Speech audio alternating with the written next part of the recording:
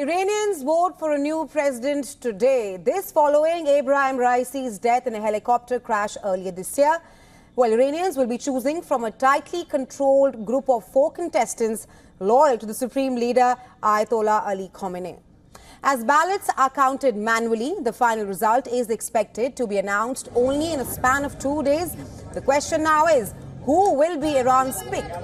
Well, our correspondent Anas Malik speaks to the people in Iran's Tajrish Bazaar. Take a listen. My name is Amin. I work in the market. Economy, money, the economy situation is my problem, and it's not good. I'm a street seller. I don't have any particular problems as such. I just feel it's necessary for all of us to vote. My duty is to vote. I will vote for Kalibaf because he's from the same town as mine. The people should do something to address their problems by voting and not leave everything to the government. I am a student. The cost of education is my challenge as a student, and it has rapidly gone up. Ease of access to higher education is what I expect, which would eventually lead to a better economic situation. I am a student of mathematics. I expect more welfare by the government for the people and better relations with other countries, specifically with neighboring countries, those who are familiar with their religion and culture. There should be more diplomacy, more negotiations that would lead to making more relations with other countries, which would be better for the country. In Tehran's Tajrish Bazaar, the people are too shy to speak on the record or on camera. When you speak to them behind the camera, they showed their disappointment in the previous government's action, with the hope that their fate will change very soon as and when a new government takes charge. This one is in Tehran, Iran for WION. This one. 80 contestants entered the race to be the president. The Guardian Council approved 6, barring all 7 of the women contestants. And in the final stretch, 2 of them, both conservatives, have already dropped out. Amir Hossain Hashimi was the first to rescind his candidacy. Hashimi was one of Raisi's vice presidents, and he had campaigned on a continuation of the former president's policies. And as he pulled out, Hashimi urged other conservative contestants to offer a united front. Soon after, Tehran's mayor Ali Reza Zaghani joined Hashimi and boarded the withdrawal wagon. Zaghani had attempted to run for president in 2013 and also in 2017. However, it was only in 2021 that he received approval from the Guardian Council, and that too only to withdraw his candidacy as he backed out yet again this time. Zaghani also asked the 2 conservative contestants to unite and not leave the revolutionary forces' rightful demands unanswered. Emerging as the most significant and important of all these contestants is Mohammad Baqir Kalibaf. He has served as Speaker of Parliament since 2020. He has an extensive military history, including 3 years as commander of the IRGC and also the Air Force. The 3 other contestants have all been IRGC officials as well, but Kalibaf maintains close ties to the IRGC. He is known for his role in crackdowns on student demonstrators in Iran while serving as an IRGC general and later as the police chief. The second key contender is another conservative, Saeed Jalili. Though he served as the country's nuclear negotiator, Jalili is a critic of international negotiations over Iran's nuclear program. If elected, Jalili is expected to continue the harsh crackdown on anti-government demonstrators and also on Iranian women accused of violating the country's compulsory hijab rules. Mustafa Poro Mohammadi is the only cleric in the race and also a conservative. Poro Mohammadi had a leading role in the 1988 executions of thousands of prisoners held in Iranian jails. Let's now take a look at the sole reformist in the race, Masoud Pezeshkian. He has based his campaign around Iranian women, youths and ethnic minorities. He has focused on reopening nuclear talks with the West. Experts say allowing Pezeshkian to run could be an attempt to increase voter turnout. The question is, will Iran's moderates turn out in favor of Pezeshkian, or will they not turn out at all? The outcome as of now is far from certain, and this is viewed as a welcome change from the last election. According to experts, it is likely that none of the contenders will win a simple majority today, and in that case, Iranians will take to the polls once again in July for a runoff election between the two front-runners. And for more on this, our correspondent Anas Malik, who is in Tehran covering the elections, is now joining us live. Hi Anas, welcome to the show. It is a three-way contest in Iran's presidential polls. A fight between two conservatives, that are Kalibaf and Jalili, versus Pezeshkian, who is a reformist. However, a lot will depend on the voter turnout today. How is it looking like there? What are you picking up?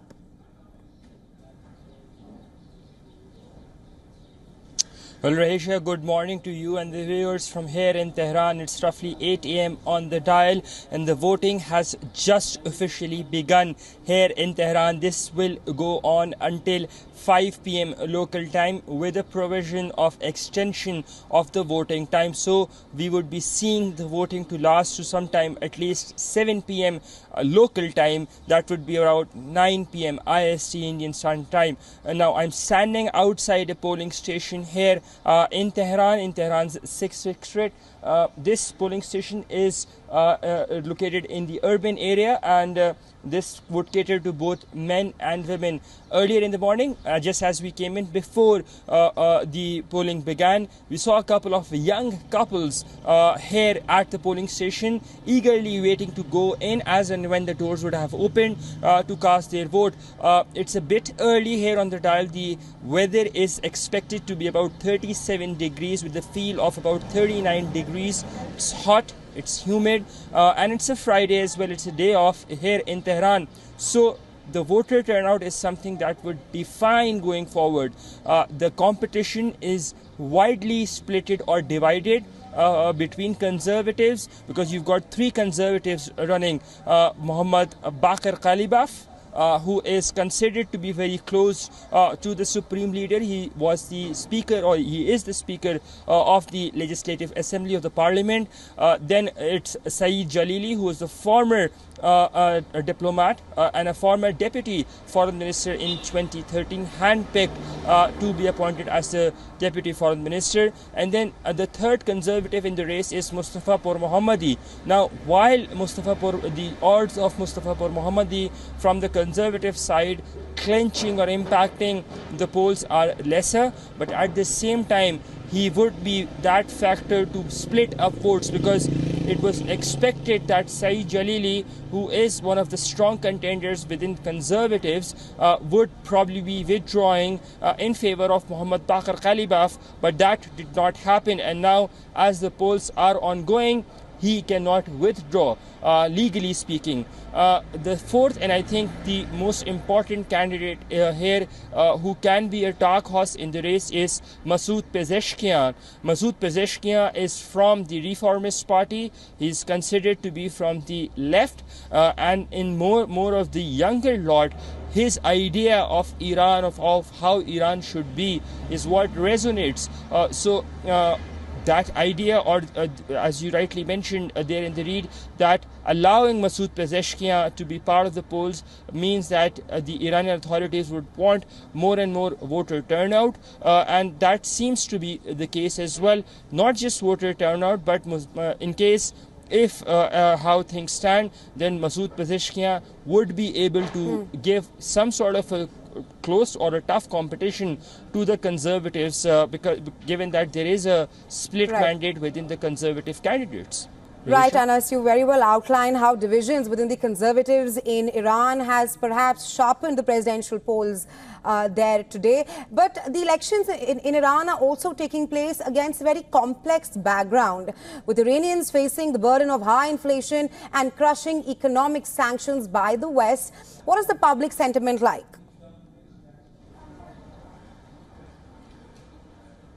The only issue right now in these elections is economy. That's it. It's the rising food prices, it's the rising inflation. While official statistics say that inflation is about 30%, the reflection on the ground is not in agreement with what the official figures are, and they indicate to be much higher. That being said, as I said, the younger lot who is more focused on their future. And when we refer to the younger lot, we're talking about young voters between the age of 18 to 40 or 35, because they're really concerned about their future when they pass out of universities, or even when they get to the universities.